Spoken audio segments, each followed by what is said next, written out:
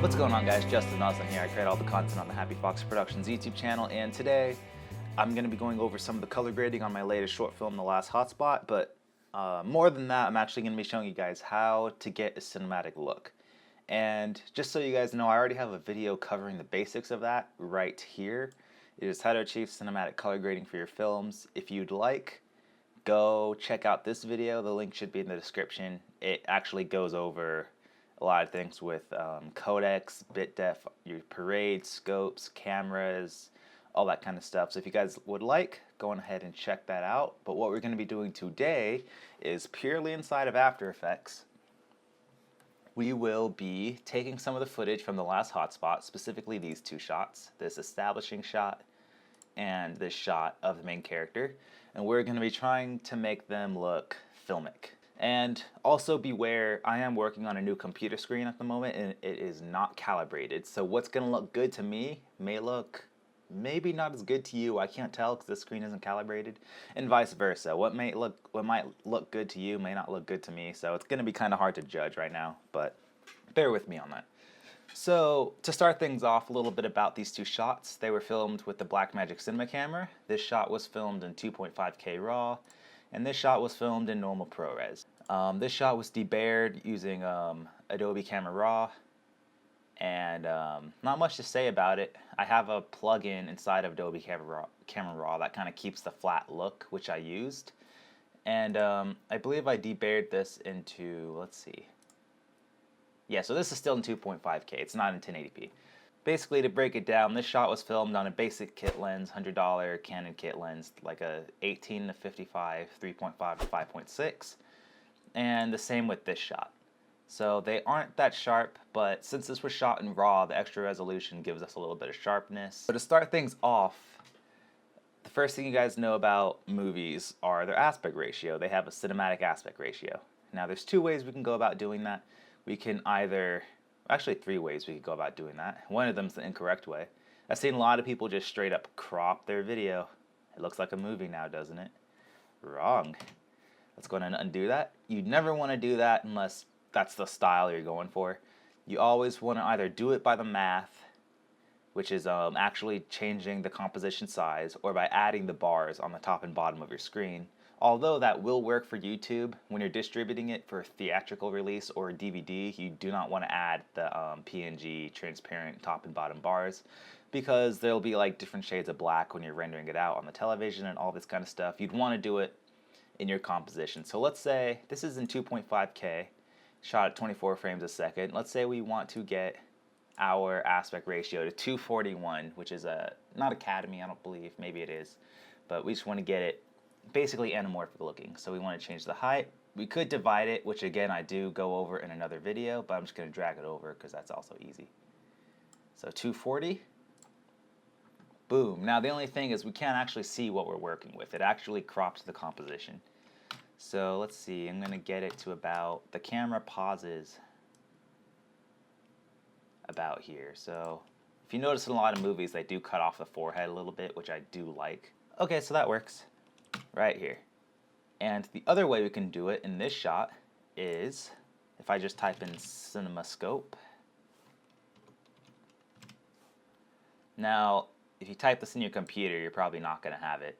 I have it downloaded, that's why it showed up. So just go ahead and go on YouTube or go somewhere where you can find a PNG image and just go ahead and download that. And then this is actually 2351. This isn't 241, but this is the other way. You could add the PNG bars. It is transparent, so it has an alpha channel. So if I do that, you will see the alpha channel there. Awesome.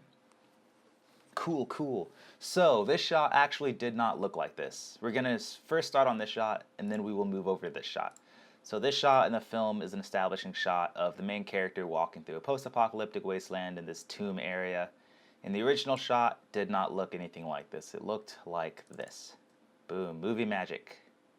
So, of course, it was a bright blue sky, very windy, very cold when we were filming this. And my slider dolly is actually broken, so there's a whole lot of wiggle and jiggling and a whole bunch of stuff going on, which I took care of that during the visual effects process. I added some warp stabilizer, I sharpened it up, I did a 3D motion track using Buju, keyed out the sky, added the CG clouds, and I also darkened up this area a little bit just so we don't see the character that's going to be coming out of there later on in the scene, which leads us to this. But this isn't color graded yet. So what we're going to do is go ahead and do a brief color grade. Now I color graded this shot in Adobe Speed Grade, but I'm going to be doing it purely in After Effects just so you guys know that you can get similar results in just After Effects. But be warned, After Effects is not a color grading software. You can do basic color grading, basic color manipulation, because you know it is a compositing program. You need to be able to composite your colors and everything, but it doesn't provide scopes. It doesn't provide your vector scope, your RGB parade. You would need an external plugin for that, which I actually do have. I have Film Convert, and if you guys don't have that, it's a really good film emulation software. I have that right here. I will be using that a little bit, but you don't need to use it if you don't want to. So to start off with this shot, I'm gonna get to a frame that I find pleasing to look at. This one's pretty good. I'm going to be working at half resolution. I'm working at 16 bits per channel. And the reason being is because Blackmagic design footage is 10-bit ProRes. That's what I filmed in. And if we use 8-bit color space, we're not getting the full color spectrum that we could be working in. So I'm just going to change that to 16 bits per channel. Awesome. And what I like to use is a little built-in software called Finesse, SA Color Finesse, or however you say it. The way I wanted to go about color grading this film was a very dark, grungy, post-apocalyptic, kind of like Book of Eli. If you guys have seen Book of Eli, you would know what I'm talking about. It's very desaturated and brown and gross looking. That's kind of what I was going for. So with that in mind, I'm just going to run through and do a really, really quick grade here. Basically, the way I went about every single shot was making it warm, making it kind of orange, basically boosting up the color temperature, desaturating it, and adding contrast to the midtones. That's essentially what I did for most of my shots, because when you add orange to your shot and then desaturate it, you get a brown. So first off, I will, let's go in the master blue, the blue gain. Let's bring that down just slightly, and let's see the gamma, which is the midtones, the master midtones, bring it down. Now, a rule of advice or a rule of thumb, it's always good to start with your shadows and work your way up to the highlights. That is typically how, in my research, professional colorists have done their color grading work. And again, I'm not a professional, I just kind of go off of my eye, which isn't the greatest idea either, because I'm very slightly colorblind, but I kind of work around that. So, as you can see right now, I'm kind of starting in the midtones. I'm just kind of going off of what I feel like doing. That's because this is a tutorial. If this was a professional color grading session, or if I had a client next to me, I would probably want to start working on the shadows, working my way up to the midtones, or the gamma range, and then the highlights. So, but for now I'm working on the gamma tones. So, let us see. Let's go in the master gamma, bring it down, saturation, bring that down just a touch. Now contrast, we want to boost this. Now if we boost it too much, we're going to start blowing out the clouds. We're going to start just basically overexposing the shot. Let's go into the master gain. The master gain is, it's almost like turning the opacity down on your clip. The gain is, this is the master of your entire shot, and it is just going to dim your entire shot. If we were shooting raw, this would bring back some information, but this shot isn't raw. So if we bring this down, you're essentially just bringing down almost like the opacity slider. So bring that down very slightly. There we go. Let's go into the midtones, the gamma of the midtones, the highlights. Let's bring down the highlights. Now you can notice the blacks are extremely crushed. He's the silhouette, and we're almost like, it's almost like we're exposing for the clouds, which is how I wanted it to be, because he needs to be a silhouette. Let's go ahead and bring the blues, take out some blue. This is the highlights. Add some red. See, now we're getting somewhere. Now that we add red in the overall master, we're slowly starting to get somewhere with a certain look. And with the shadows, a lot of times I like to do a teal blue shadow tone, but everyone kind of does that. A lot of people do the teal shadow, orange highlights, and I didn't want to do that. I wanted to keep the shadows either mutual or add a little bit of warmth to the shadows too. So I typically did not touch the shadow area, although I will experiment right now. Awesome. And the limiter. To essentially go over the limiter, it's think about your limiter in audio. If you don't want your audio to peak over a certain point, you apply a limiter or a compressor, which essentially stops your frequencies or your levels to go above a certain range, like -3 dB or however you'd want to set it. The same thing with video. If we set a limiter right now, it won't go over 110%, but that is already clipping. So I like to change this down to about 95, which will start to gray it out. Fortunately, if we look at our clouds here, they actually aren't clipping because we do have some information hitting right here in our RGB information. So you could also enable soft clip, that kind of rolls it off smoother. Now here's just purely your creative input. Bring down the saturation.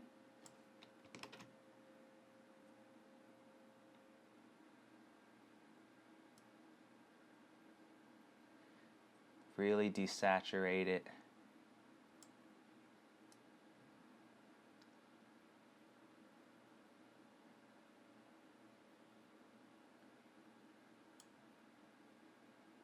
Now I might go in our shadows, and we could even boost those a little bit. Actually, no, we won't.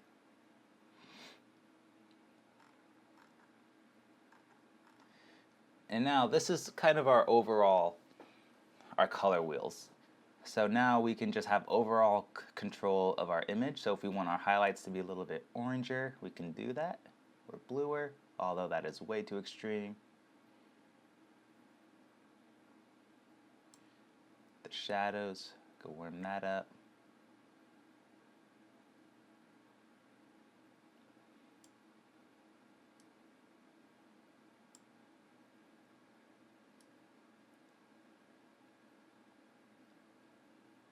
And it is all your creative input.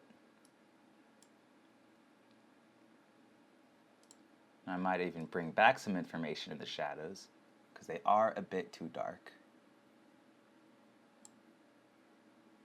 Make the overall shot darker.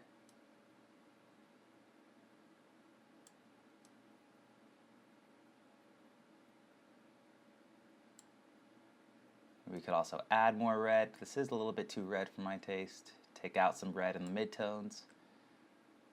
The green channels I typically never mess with. That's just me personally because my eyes, like I mentioned earlier, they're very, very slightly colorblind, and it's hard for me to, my eyes to kind of catch the green colors of the image. So this is looking pretty good for me.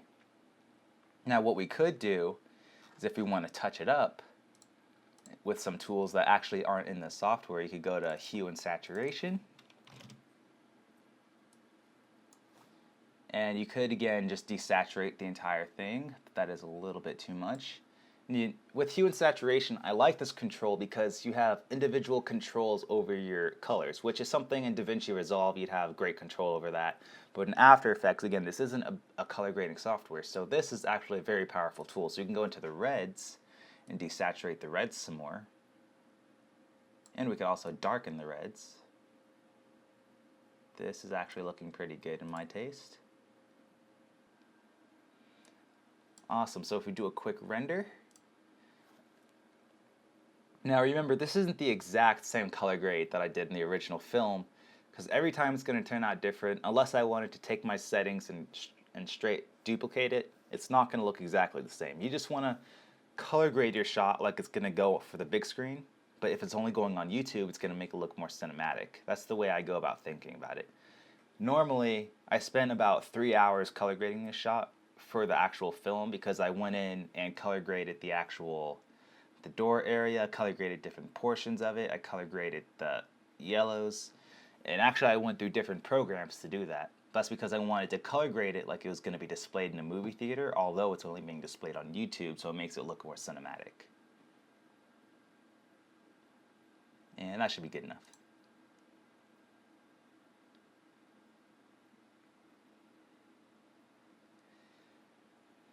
And boom, so once you just add an awesome score, some drone music or some piano music, whatever your story calls for, and some good sound design, some bass drops or some thuds, whatever you want to do, some wind sounds, and it'll sell the effect that he's in the middle of nowhere. So we went from this. So we went from something like this, and then we went to this, which is pretty awesome.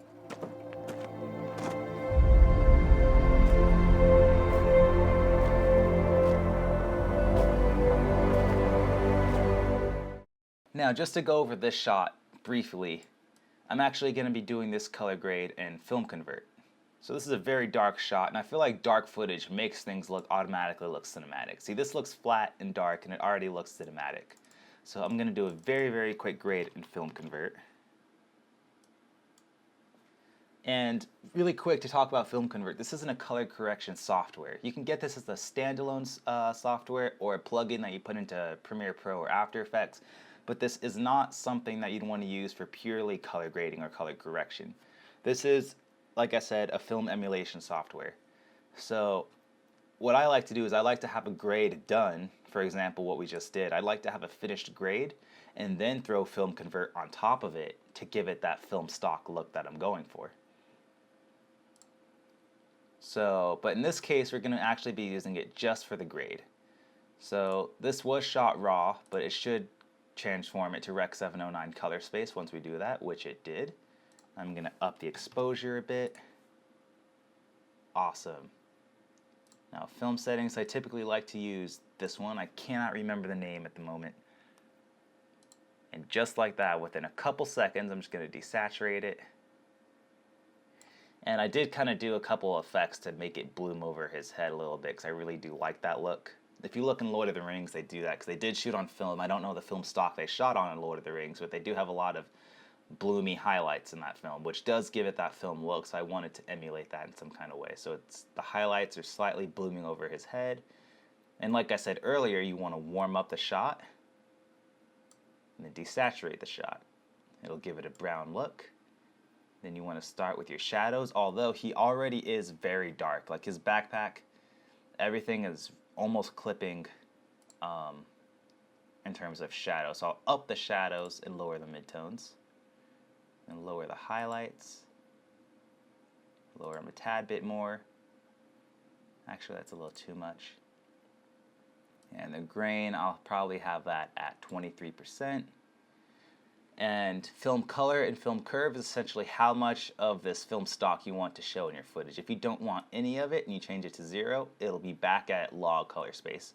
Change it back, it'll be back at Rec 709 color space, essentially. So, and just like that, within a matter of 3 minutes, we have a decent looking color grade. And you can also animate it as it goes. Let's say this is a little too saturated for you, which there's almost no color in this. But let's say you want it to be even more less saturated. By the time the shot reaches to right here, add a keyframe, go right here, change this to 15. Actually, that's almost no color. Let's change it to 20. Slightly better. Hit U. Hit F9 to add an easy ease to these keyframes. If my computer would stop hating me, F9. So for some reason, my keyboard F9 was not working. So you just have to hit it yourself, and so it'll easy ease in, and then you will have animated your saturation slider to go up. And by the time, also, you know what? Let's animate the position of this clip too. So we want to see his feet. And then by the time it gets to his head, we also want to be able to see his head. So that's another positive thing about shooting at a higher resolution, is that you can animate your clip within. So you can also stabilize your footage. You can do a ton of different things, which is one of the benefits of shooting in 4K, in my opinion. And there you go. And this is still, in my opinion, a little too bright. So what I would do is I would spend more time going in and manipulating just this color alone. So this is almost pure white. It isn't, but it looks like it. And in a movie theater, you have to think of the fact that this is going to be a dark room. This is going to be really, really bright in people's faces. So you'd probably not just want to dim it down, because doing this is almost the same thing as dropping the opacity. It is almost doing that, and doing that is basically the same thing. So you would want to go in and find the gamma tones of your highlights and lower that, and it'll also manipulate some of his upper body a little bit. But that is essentially it, and then you could render it out in a ProRes or a Cineform, however, whatever codec you want to do, Avidemux HD, although that does do 1080p and not 2K. A bunch of different formats. You just want to make sure that you choose a lossless format to, keep the quality. And that is it. Thank you guys so much for watching. This is just a quick video in After Effects going over some of the color grading. Of course, there's a bunch of different programs out there for color grading. There's DaVinci Resolve, there's just basic 3-way color correction, curves, all that kind of stuff. I just wanted to show you guys a basic workflow inside of After Effects that I use for quick color grading, and I hope you guys enjoyed it and got something out of it. If you enjoyed it, please subscribe. You'd be supporting the channel. If you didn't like it, well then I'm sorry. Wasted your time. Thank you guys so much for watching, and I will see you next time.